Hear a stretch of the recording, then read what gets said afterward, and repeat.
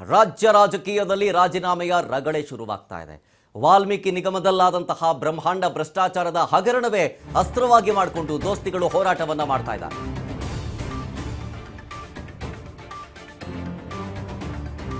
ನಾಳೆ ಸದನದ ಒಳಗಡೆನೂ ಹೊರಗಡೆನೂ ಹೋರಾಟ ಮಾಡೋದಕ್ಕೆ ದೋಸ್ತಿಗಳು ಪ್ಲಾನ್ ಮಾಡಿಕೊಂಡಿದ್ದಾರೆ. ಕಳಂಕಿತರಿಗೆ ಸಂಪುಟದಲ್ಲಿ ಸ್ಥಾನ ಕೊಟ್ಟಿದ್ಯಾಕೆ? ಡಿಕೆ ಸರ್ಕಾರದ ವಿರುದ್ಧ ಮೈತ್ರಿ ಪಡೆ ಮುಗಿಬೀಳ್ತಾ ಇದೆ. ಬಿ ನಾಗೇಂದ್ರ ವಿರುದ್ಧದ ದೋಸ್ತಿ ಹೋರಾಟ ಮತ್ತಷ್ಟು ತೀವ್ರಗೊಳ್ಳುತ್ತೆ. ನಾಳೆಯಿಂದ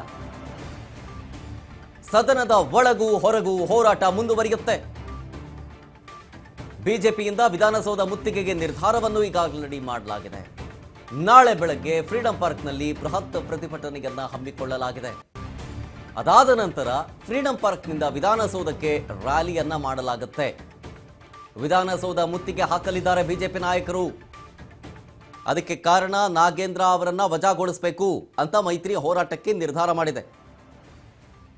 ಸದನದ ಒಳಗಡೆನೂ ಮತ್ತು ಹೊರಗಡೆನೂ ಪ್ರೊಟೆಸ್ಟ್ ಮಾಡೋದಕ್ಕೆ ನಿರ್ಧಾರವನ್ನ ಮಾಡಲಾಗಿರೋದು. ಸದನ ಶುರುವಾದ ಮೊದಲ ದಿನದಿಂದಲೂ ಕೂಡ ಕಳಂಕಿತರಿಗೆ ಸಚಿವ ಸ್ಥಾನವನ್ನ ಕೊಡಲಾಗಿದೆ. ಸಂಪುಟದಲ್ಲಿ ಅವರನ್ನ ವಜಾಗೊಳಿಸಬೇಕು, ಆತನಿಂದ ರಾಜೀನಾಮೆಯನ್ನ ಪಡೆದುಕೊಳ್ಳಬೇಕು ಅನ್ನೋ ಆಗ್ರಹವನ್ನ ಮೈತ್ರಿ ನಾಯಕರು ಮಾಡ್ತಾನೆ ಬರ್ತಾ ಇದ್ದಾರೆ. ಆದರೆ ಇದ್ಯಾವುದಕ್ಕೂ ಸೊಪ್ಪು ಹಾಕದ ಕಾಂಗ್ರೆಸ್ ವಿರುದ್ಧ ಬಿಜೆಪಿ ಆಕ್ರೋಶ ಹೊರಹಾಕಿ ಈಗ ವಿಧಾನಸೌಧಕ್ಕೆ ಮುತ್ತಿಗೆ ಹಾಕಬೇಕು ಅಂತ ಪ್ಲಾನ್ ಮಾಡ್ಕೊಂಡಿದ್ದಾರೆ. ನಾಳೆ ಸನ್ಮಾನ್ಯ ವಿಜಯೇಂದ್ರ ಅವರು ಅದರಲ್ಲಿ ಭಾಗವಹಿಸ್ತಾ ಇದ್ದಾರೆ. ನಾಳೆ 9:30ಗೆ ಪ್ರತಿಭಟನೆ ಫ್ರೀಡಂ ಪಾರ್ಕಿಂದ ಶುರು ಆಗ್ತದೆ. ಸರ್ಕಾರಕ್ಕೆ ಬಿಸಿ ಮುಟ್ಟಿಸುವಂಥ ದೃಷ್ಟಿಯಿಂದ ಮುಂದುವರಿಯುತ್ತೆ. ನಾನು ಈಗಾಗಲೇ ನಿನ್ನೆ ಕುಮಾರಸ್ವಾಮಿ ಅವರು, ಗೌರವಾನ್ವಿತ ಕುಮಾರಸ್ವಾಮಿ ಅವರು, ನಮ್ಮ ಕೇಂದ್ರದ NDA ಸಚಿವರು ಮತ್ತು JDSನ ರಾಜ್ಯದ ಅಧ್ಯಕ್ಷರು ಅವ್ರ ಜೊತೆನೂ ಸುದೀರ್ಘವಾದಂಥ ಮಾತುಕತೆ ಆಯಿತು. ಅವರು ಇಲ್ಲ ಬ್ರದರ್, ಇದನ್ನು ಕಂಟಿನ್ಯೂ ಮಾಡಿ, ಒಂದು ಪೀಕಿಗೆ ಹೋಗಿದೆ, ಇದು ಜನಕ್ಕೆ ರೀಚ್ ಆಗಿದೆ, ಇದನ್ನು ಕಂಟಿನ್ಯೂ ಮಾಡಿ, ನಮ್ಮ ಪಾರ್ಟಿಯವ್ರಿಗೂ ನಾನು ಹೇಳ್ತೀನಿ ಅನ್ನೋ ಮಾತನ್ನು ಹೇಳಿದ್ದಾರೆ. ಅಂದರೆ ಸೋಮವಾರನೂ ಕೂಡ ನಾವು ಪ್ರತಿಭಟನೆಯನ್ನು ಮುಂದುವರಿಸ್ತೇವೆ. ಸದನದಲ್ಲಿ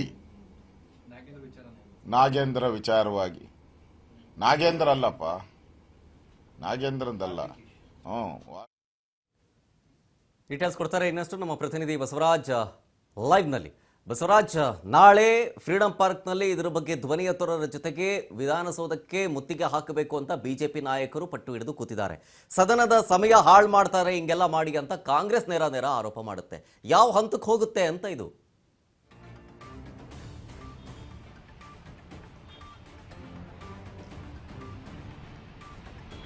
ಶರತ್, ಈಗಾಗಲೇ ಸಚಿವ ಬಿ ನಾಗೇಂದ್ರ ಅವರನ್ನ ಸಚಿವ ಸಂಪುಟದಿಂದ ವಜಾ ಮಾಡಬೇಕು ಅನ್ನುವಂತ ನಿಟ್ಟಿನಲ್ಲಿ ಬಿಜೆಪಿ ಮತ್ತು JDS ಎರಡೂ ಮೈತ್ರಿ ಪಕ್ಷಗಳು ಕೂಡ ಸದನದ ಒಳಗೆ ಮತ್ತು ಸದನದ ಹೊರಗೆ ಎರಡೂ ಕಡೆ ಕೂಡ ಪ್ರತಿಭಟನೆ ಮಾಡುವ ಮುಖಾಂತರ ರಾಜ್ಯ ಸರ್ಕಾರಕ್ಕೆ ಆಗ್ರಹವನ್ನು ಕೂಡ ಮಾಡ್ತಾ ಇದ್ದಾರೆ. ಆದ್ರೆ ರಾಜ್ಯ ಸರ್ಕಾರವು ಕೂಡ ಯಾವುದೇ ಕಾರಣಕ್ಕೂ ಕೂಡ ನಾಗೇಂದ್ರ ಅವ್ರನ್ನ ಸಚಿವ ಸಂಪುಟದಿಂದ ವಜಾ ಮಾಡೋದಿಲ್ಲ ಅನ್ನುವಂತ ಹಠಕ್ಕೆ ಬಿದ್ದಂತೆ ಕಾಣಿಸ್ತಾ ಇದೆ. ಅದಕ್ಕೆ ಪ್ರತಿಯಾಗಿ ವಿಪಕ್ಷಗಳು ಸಹಿತ ಅವ್ರನ್ನ ಸಚಿವ ಸಂಪುಟದಿಂದ ವಜಾ ಮಾಡೋವರೆಗೂ ಸಹಿತ ನಾವು ಸದನದ ಒಳಗೆ ಚರ್ಚೆ ಮಾಡೋದಕ್ಕೆ ಅವಕಾಶ ಮಾಡಿಕೊಡೋದಿಲ್ಲ ಅನ್ನುವಂತಹ ನಿರ್ಧಾರಕ್ಕೆ ಬಂದಂತೆ ಕಾಣಿಸ್ತಾ ಇದೆ. ಹಾಗಾಗಿ ಈಗ ನಾಳೆಯಿಂದಲೂ ಕೂಡ ಮತ್ತೆ ಅಧಿವೇಶನ ಆರಂಭವಾಗುತ್ತೆ. ಆ ಅಧಿವೇಶನದಲ್ಲಿ ಕೂಡ ಎರಡೂ ಸದನಗಳಲ್ಲಿಯೂ ಕೂಡ ಮತ್ತೆ ಸಚಿವ ಬಿ ನಾಗೇಂದ್ರ ಅವರು ರಾಜೀನಾಮೆ ಕೊಡಬೇಕು. ವಾಲ್ಮೀಕಿ ನಿಗಮದ ಭ್ರಷ್ಟಾಚಾರದ ಆರೋಪ ಏನಿದೆ, 187 ಕೋಟಿ ರೂಪಾಯಿ ಹಣದ ಈ ಆರೋಪಕ್ಕೆ ತಕ್ಕ ಒಂದು ಕಾನೂನಾತ್ಮಕವಾಗಿರ್ತಕ್ಕಂತಹ ಒಂದು ಕ್ರಮ ಆಗ್ಲೇಬೇಕು ಅನ್ನುವಂತ ನಿಟ್ಟಿನಲ್ಲಿ ಕೂಡ ಬಿಜೆಪಿ ಮತ್ತು JDS ನಾಯಕರು ಮತ್ತೊಂದು ಸ್ವರೂಪದ ಹೋರಾಟಕ್ಕೆ ಕೂಡ ಮುಂದಾದಂತೆ ಕಾಣಿಸ್ತಾ ಇದೆ. ಹಾಗಾಗಿ ಇವತ್ತು ವಿರೋಧ ಪಕ್ಷದ ನಾಯಕರಾಗಿರ್ತಕ್ಕಂಥ R ಅಶೋಕ್ ಅವರು ಸಹಿತ ಸುದ್ದಿಗೋಷ್ಠಿ ನಡೆಸಿ ಒಂದಿಷ್ಟು ಮಾಹಿತಿಯನ್ನು ಕೂಡ ಹಂಚಿಕೊಂಡಿರ್ತಕ್ಕಂಥದ್ದು. ನಾಳೆ ಸದನದ ಒಳಗೆ ಮತ್ತು ಸದನದ ಹೊರಗೆ ಎರಡೂ ಕಡೆಗಳಲ್ಲಿ ಕೂಡ ಮೈತ್ರಿಯ ಪಕ್ಷ, ನಾವೆರಡೂ ಪಕ್ಷಗಳು ಕೂಡ ಜೊತೆಯಲ್ಲಿ ಪ್ರತಿಭಟನೆ ಮಾಡ್ತೇವೆ ಅನ್ನುವಂತ ಮಾತನ್ನು ಕೂಡ ಹೇಳಿರ್ತಕ್ಕಂಥದ್ದು. ನಾಳೆ ಬೆಳಿಗ್ಗೆ 9:30ಕ್ಕೆ ಫ್ರೀಡಂ ಪಾರ್ಕ್ನಿಂದ ವಿಧಾನಸೌಧ ಮುತ್ತಿಗೆ ಕಾರ್ಯಕ್ರಮವನ್ನು ಕೂಡ ಹಮ್ಮಿಕೊಂಡಿದ್ದೇವೆ ಅನ್ನುವಂತ ಮಾತನ್ನು ಕೂಡ ಹೇಳಿರ್ತಕ್ಕಂಥದ್ದು. ಅಂದ್ರೆ ರಾಜ್ಯ ಸರ್ಕಾರ ಎಲ್ಲ ಒಂದು ಕಡೆ ಇದು ದಲಿತರ ಹಣವನ್ನ ತಿಂದು ಹಾಕಿರ್ತಕ್ಕಂತಹ ಒಂದು ಸಚಿವರನ್ನ ಮತ್ತೆ ಸಂಪುಟಕ್ಕೆ ತೆಗೆದುಕೊಂಡಿರ್ತಕ್ಕಂಥ ಹಿನ್ನೆಲೆಯಲ್ಲಿ ನಾವು ಇದನ್ನ ತೀವ್ರವಾಗಿ ಖಂಡಿಸ್ತೇವೆ, ಹೋರಾಟವನ್ನು ಮುಂದುವರಿಸ್ತೇವೆ ಅನ್ನುವಂತ ನಿರ್ಧಾರಕ್ಕೆ ಬಂದಂತೆ ಕಾಣಿಸ್ತಾ ಇದೆ. ಆದ್ರೆ ರಾಜ್ಯ ಸರ್ಕಾರ ಈ ಅಧಿವೇಶನ ಸಂಪೂರ್ಣವಾಗಿರ್ತಕ್ಕಂಥ ಅಧಿವೇಶನದಲ್ಲಿ ಇದೇ ವಿಚಾರ ಚರ್ಚೆ ಆದ್ರೂ ಪರವಾಗಿಲ್ಲ, ನಾವು ಮಾತ್ರ ಸಂಪುಟದಿಂದ ತೆಗೆದುಹಾಕೋದಿಲ್ಲ ಅನ್ನುವಂತ ಒಂದಿಷ್ಟು ಹಠಕ್ಕೆ ಕೂಡ ರಾಜ್ಯ ಸರ್ಕಾರ ಬಿದ್ದಿದೆ. ಆದ್ರೆ ಇದೀಗ ಬಿಜೆಪಿ ಮತ್ತು JDS ಎರಡೂ ಪಕ್ಷಗಳು ಸಹಿತ ನಾಳೆಯಿಂದಲೂ ಕೂಡ ಇನ್ನೇನು ಒಂದು ವಾರ ಉಳಿದಿದೆ, ಒಂದು 3-4 ದಿನಗಳಿಂದಲೂ ಕೂಡ ಅಧಿವೇಶನದಲ್ಲಿ ಕೇವಲ ಬಿ ನಾಗೇಂದ್ರ ಅವರ ರಾಜೀನಾಮೆ ವಿಚಾರಕ್ಕೆ ಸಂಬಂಧಪಟ್ಟಂತೆ ಕೂಡ ವಿಪಕ್ಷಗಳು ಒಂದು ಗಲಾಟೆ ಗದ್ದಲ ಕೂಡ ಎಬ್ಬಿಸಿದ್ವು. ಸದನದ ಒಳಗೆ ಮತ್ತು ಹೊರಗೆ ಎರಡೂ ಕಡೆ ಪ್ರತಿಭಟನೆ ಮಾಡಿದ್ವು. ಇದೀಗ ಮುಂದಿನ ಭಾಗವಾಗಿ ಈಗ ಇನ್ನು ಒಂದು ವಾರ ಮಾತ್ರ ಇರುವಂದು 27ನೇ ತಾರೀಕಿಗೆ ಅಧಿವೇಶನ ಕೊನೆಯ ದಿನ ಆಗಿರ್ತಕ್ಕಂಥದ್ದು.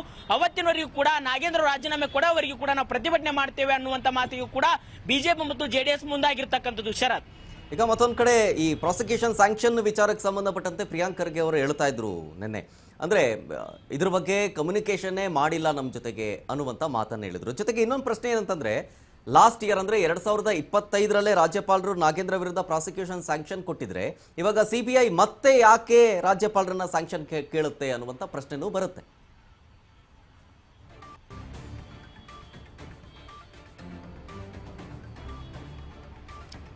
ಖಂಡಿತ ಶರತ್, ಈ ಒಂದು ಸಿಬಿಐನವರು ತಮ್ಮಲ್ಲಿ ಇರ್ತಕ್ಕಂತ ಏನು ಆ ಎವಿಡೆನ್ಸ್ ಏನಿದಾವೆ ಅವುಗಳನ್ನ ಮುಂದಿಟ್ಕೊಂಡು ಈಗ ತನಿಖೆ ಮಾಡಬೇಕು ಅನ್ನುವಂತ ನಿಟ್ಟಿನಲ್ಲಿ ಈಗ ರಾಜ್ಯಪಾಲರನ್ನ ಒಂದು ಪ್ರಾಸಿಕ್ಯೂಷನ್ಗೆ ಅನುಮತಿಯನ್ನು ಕೂಡ ಸಿಬಿಐ ಅವರು ಕೇಳಿದ್ದಾರೆ. ಈಗಾಗಲೇ ನಾಗೇಂದ್ರ ಅವರು ಕೂಡ ಇದ್ರ ಬಗ್ಗೆ ಅವ್ರ ನಾಗೇಂದ್ರ ಆಪ್ತ ಮೂಲಗಳಿಂದಲೂ ಕೂಡ ನಮಗೆ ಮಾಹಿತಿ ಸಿಕ್ಕಿದೆ, ಪ್ರಾಸಿಕ್ಯೂಷನ್ಗೆ ಕೇಳಿದ್ದಾರೆ ಅನ್ನುವಂಥದ್ದು. ಅದ್ರ ಬಗ್ಗೆ ಈಗಾಗಲೇ ರಾಜ್ಯಪಾಲರು ಸಹಿತ ಕಾನೂನಾತ್ಮಕವಾಗಿರ್ತಕ್ಕಂತ ಒಂದಿಷ್ಟು ಏನೇನು ಒಂದು ವಿವರಣೆ ಇದೆ ಅದನ್ನೆಲ್ಲವನ್ನು ಕೂಡ ಪಡೆದುಕೊಳ್ತಾ ಇದ್ದಾರೆ ಅನ್ನುವಂಥದ್ದು. ಇನ್ನೇನು ಎರಡು ದಿನಗಳಲ್ಲಿ ಆ ಒಂದು ಪ್ರಾಸಿಕ್ಯೂಷನ್ ವಿಚಾರಕ್ಕೆ ಸಂಬಂಧಪಟ್ಟಂತೆ ಒಂದು ಅಂತಿಮವಾಗಿರ್ತಕ್ಕಂಥ ತೀರ್ಮಾನವನ್ನ ರಾಜ್ಯಪಾಲರು ತೆಗೆದುಕೊಳ್ಳುವಂತ ಸಾಧ್ಯತೆ ಇದೆ. ಮೊನ್ನೆ ನಡೆದಿರ್ತಕ್ಕಂಥ ಕ್ಯಾಬಿನೆಟ್ ನಲ್ಲಿ ಕೂಡ ಈ ವಿಚಾರ ಚರ್ಚೆ ಆಗಿದೆ ಅನ್ನುವಂತ ಮಾಹಿತಿ ಕೂಡ ಸಿಗ್ತಾ ಇದೆ. ಆದ್ರೆ ಈ ಹಿಂದೆ ಕೇಳಿರ್ತಕ್ಕಂಥದ್ದು ಒಂದ್ ಕಡೆ ಅವಾಗ ಅವರು ಸಚಿವರಾಗಿ ಕೂಡ ಅವರು ಒಂದ್ ಕಡೆ ರಾಜೀನಾಮೆ ಕೂಡ ಕೊಟ್ಟರು, ಆ ಒಂದು ಸಂದರ್ಭದಲ್ಲಿ ತನಿಖೆ ಕೂಡ ಮುಂದುವರೆದಿತ್ತು. ಆದ್ರೆ ಇದೀಗ ಮತ್ತೆ ಕೂಡ ಈಗ ಸಿಬಿಐನವರು ತಮ್ಮದೇ ಆಗಿರ್ತಕ್ಕಂಥ ಆಧಾರಗಳನ್ನ ಇಟ್ಕೊಂಡು ಮತ್ತೆ ತನಿಖೆ ನಡೆಸಬೇಕನ್ನುವಂತ ನಿಟ್ಟಿನಲ್ಲಿ ಈಗ ನಾಗೇಂದ್ರ ಅವರಿಗೆ ಸಚಿವ ಸ್ಥಾನ ಕೊಟ್ಟಿರ್ತಕ್ಕಂಥದ್ದು. ಹಾಗಾಗಿ ಒಂದ್ ಕಡೆ ಈಗ ಅವ್ರನ್ನ ಪ್ರಾಸಿಕ್ಯೂಷನ್ ಅನುಮತಿಯನ್ನು ಕೂಡ ಈಗ ಸಿಬಿಐ ಅವರು ಕೇಳಿದ್ದಾರೆ. ರಾಜ್ಯಪಾಲರು ಸಹಿತ ಸಿಬಿಐ ತನಿಖೆ ಕೊಟ್ಟಂತ ಸಂದರ್ಭದಲ್ಲಿ ಮತ್ತೆ ಸಚಿವ ಸ್ಥಾನಕ್ಕೆ ಕುತ್ತು ಬಂದಂತೆ ಕೂಡ ಕಾಣಿಸ್ತಾ ಇದೆ. ಆದ್ರೆ ಇದೀಗ ರಾಜ್ಯ ಸರ್ಕಾರ ವಾದ ಮಾಡ್ತಕ್ಕಂಥದ್ದು, ನಾವು ಪ್ರಾಸಿಕ್ಯೂಷನ್ ಅನುಮತಿ ಕೊಟ್ಟಂತ ಸಂದರ್ಭದಲ್ಲಿ ಮುಂದೆ ಆ ಪ್ರಕರಣ ಯಾವ ರೀತಿ ಆಗುತ್ತೆ ಅದನ್ನು ನೋಡ್ಕೊಳ್ತೇವೆ. ಈಗ ನಾಗೇಂದ್ರ ಅವರು ಕೇವಲ ಅಪರಾಧಿ ಅಷ್ಟೇ, ಅವರು ಆರೋಪಿ, ಹೌದು, ಅದು ಅಪರಾಧಿ ಅಲ್ಲ. ಅಪರಾಧಿ ಅನ್ನುವಂಥದ್ದು ನ್ಯಾಯಾಲಯದಲ್ಲಿ ಸಾಬೀತಾಗಬೇಕು. ಸಾಬೀತಾದ್ಮೇಲೆ ನಾವು ಮುಂದಿನ ಕ್ರಮವನ್ನು ತೆಗೆದುಕೊಳ್ತೇವೆ ಅನ್ನುವಂತ ಲೆಕ್ಕಾಚಾರದಲ್ಲಿ ಕಾಂಗ್ರೆಸ್ ಸರ್ಕಾರ ಇರುವಂತದ್ದು. ಆದ್ರೆ ಇದೀಗ ಇಷ್ಟೊಂದು ದೊಡ್ಡ ಮಟ್ಟದ ಭ್ರಷ್ಟಾಚಾರದ ಆರೋಪ ಹೊತ್ತಿರ್ತಕ್ಕಂಥ ನಾಗೇಂದ್ರ ಅವರು ಅದೆಲ್ಲ ಸಾಬೀತು ಅಂತಂದ್ರೆ ಅದೆಲ್ಲ ಕೂಡ ಉಲ್ಲೇಖ ಆಗಿದೆ. ಈ SIT ಅಲ್ಲಿ ಏನಿದೆ ಇದು ರಾಜಕೀಯ ಪ್ರಭಾವದಿಂದ ಅವರ ಹೆಸರು ಚಾರ್ಜ್ ಶೀಟ್ ನಲ್ಲಿ ಉಲ್ಲೇಖ ಮಾಡಿಲ್ಲ, ಆದ್ರೆ ರೆಕಾರ್ಡ್ ನಲ್ಲಿ ಉಲ್ಲೇಖ ಮಾಡಿದ್ದಾರೆ ಅನ್ನುವಂಥದ್ದು ಆರೋಶಕ್ ಅವರ ಮಾತು. ಅದರ ಜೊತೆಗೆ ಈಗ ಸಿಬಿಐನವರು ಕೂಡ ಚಾರ್ಜ್ ಶೀಟ್ ನಲ್ಲಿ ಎಲ್ಲ ಉಲ್ಲೇಖ ಮಾಡಿದ್ದಾರೆ. ಈಗ ಪ್ರಾಸಿಕ್ಯೂಷನ್ ಕೂಡ ಅನುಮತಿ ಕೇಳಿದ್ದಾರೆ. ರಾಜ್ಯ ಸರ್ಕಾರ ಎಲ್ಲ ಒಂದ್ ಕಡೆ ಮೀನಾಮೇಷ ಎನಿಸ್ತಾ ಇದೆ. ಹಾಗಾಗಿ ನಾವು ಹೋರಾಟಕ್ಕೆ ಇಳಿತೇವೆ ಅನ್ನುವಂಥದ್ದನ್ನು ಕೂಡ ಈಗ ಬಿಜೆಪಿ ಮತ್ತು ಜೆಡಿಎಸ್ ನಾಯಕರು ಹೇಳುವಂತದ್ದು. ಹಾಗಾದ್ರೆ ಇದೀಗ ಪ್ರಾಸಿಕ್ಯೂಷನ್ಗೆ ಅನುಮತಿ ಕೊಟ್ಟಂತ ಸಂದರ್ಭದಲ್ಲಿ ಬಿಜೆಪಿ ಮತ್ತು ಜೆಡಿಎಸ್ ನ ಹೋರಾಟಕ್ಕೆ ಮತ್ತಷ್ಟು ಬಲ ತುಂಬಿದಂತಾಗುತ್ತೆ. ಆ ಒಂದು ಸಂದರ್ಭದಲ್ಲಿ ಯಾವ ರೀತಿಯಾಗಿ ಒಂದು ರಾಜ್ಯ ಸರ್ಕಾರ ನಾಗೇಂದ್ರ ಅವರ ವಿಚಾರದಲ್ಲಿ ಒಂದು ತೀರ್ಮಾನವನ್ನು ತೆಗೆದುಕೊಳ್ಳುತ್ತೆ ಅನ್ನುವಂಥದ್ದು ಪ್ರಶ್ನೆಗೆ ಎಡೆ ಮಾಡಿಕೊಡ್ತಾ ಇದೆ. Sharath, okay, fine, thank you Basavaraj ಡೀಟೇಲ್ಸ್ಗಾಗಿ. ನಾಳೆ ವಿಧಾನಸೌಧಕ್ಕೆ ಮುತ್ತಿಗೆ ಹಾಕಬೇಕು ಅಂತ ಬಿಜೆಪಿ ನಾಯಕರು ಪ್ಲಾನ್ ಹಾಕೊಂಡಿದ್ದಾರೆ. ಫ್ರೀಡಂ ಪಾರ್ಕ್ನಲ್ಲಿ ಮೊದಲಿಗೆ ಬೃಹತ್ ಪ್ರತಿಭಟನೆ ಹಮ್ಮಿಕೊಳ್ಳಲಾಗಿದೆ. ಅದಾದಮೇಲೆ ಬಿಜೆಪಿಯ ಜೊತೆಗೆ JDSನ